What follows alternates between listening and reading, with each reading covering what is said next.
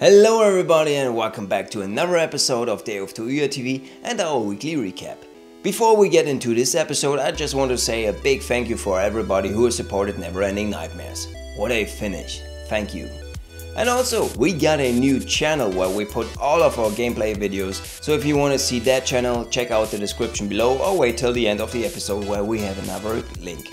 So, let's roll. This week's episode features the games Aliens vs Predators Evolution by Angry Mob, Super Light Cycles by Born Multimedia, Grid Racer by Blue Banana Games, Open Arena by Gamesboro, Verminian Trap by Loco Malito, GnarBike Trials by Gnarly Games. Before I can show you game footage of our game of the week, a warning should be issued. If there are any kids around you right now, you might want to send them out of the room. I'll give you a quick second to do that. Are they out yet? Good. Aliens vs Predators Evolution is our game of the week and we couldn't put it down for several hours. If you have ever played one of the previous AVP titles, then you will be in for a surprise. This game is unlike any other AVP title that I have played before. On the one hand, AVP Evolution is a mixture between a classic action title and a role-playing game with character levels and ability unlocks.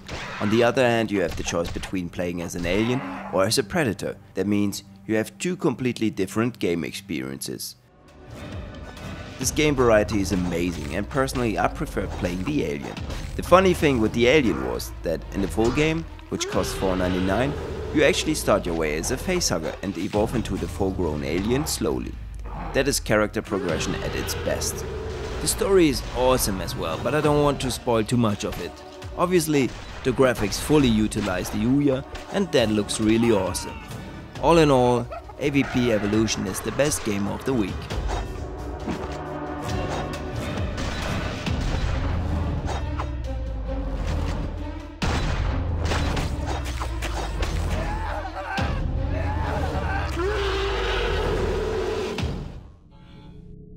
Next in line is not one, but two games. Both Super Light Cycles and Grid Racer were released in the same week and they both are basically the same game that was a big part of the 80s movie Tron.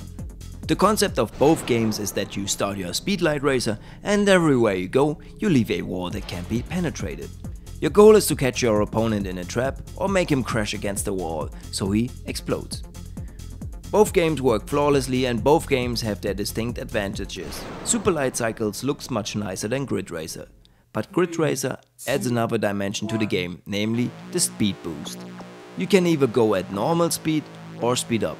That feature is pretty cool in order to trick your opponent. Thomas and I played this game and just wanted to test it out for a few minutes, but ended up playing it for almost an hour. Because of the speed boost, we actually preferred Grid Racer over Super Light Cycles. See which version you like better and then get this game out when you're having someone over to play OUYA. 3, 2, 1. The next game is also a multiplayer game but can also be played on your own. Open Arena is basically Quake 3 just on Android. You have rocket launchers, railguns and the trusty red armor, just as in Quake 3.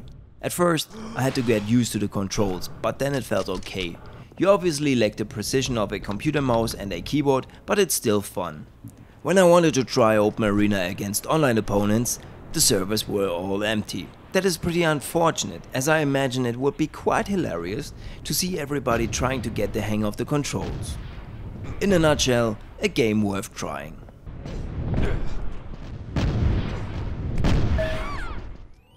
Another game that cost Thomas and me more time than I expected was Minion Trap.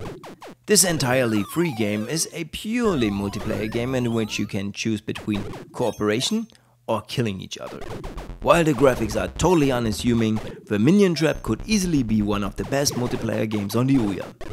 Unlike as in other multiplayer games on the OUYA, you can actually work together and beat all those nasty little bugs. You score points for every bug you kill and you can pick up all kinds of different power-ups. In the end, the player with a higher score wins, but in co-op, that isn't even the main goal. You just want to survive as long as possible as a group. Yet, there are also quite different game modes. For instance, in Capture the Flag, you play against each other. Or take the game mode where you have to reach a certain amount of points. In the beginning, Thomas and I worked together to get close to the score.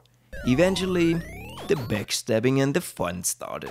Seriously, give this game a try when you're having someone over. You will enjoy it.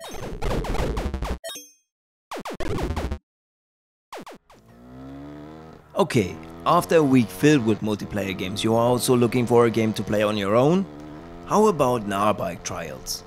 The graphics are shitty, but who cares? This game has a certain je ne sais quoi. So much that it even made me speak French. GnarBike Trials isn't the only game that has motocross bikes in it, but on the OUYA, it's the only one that's actually a joy to play.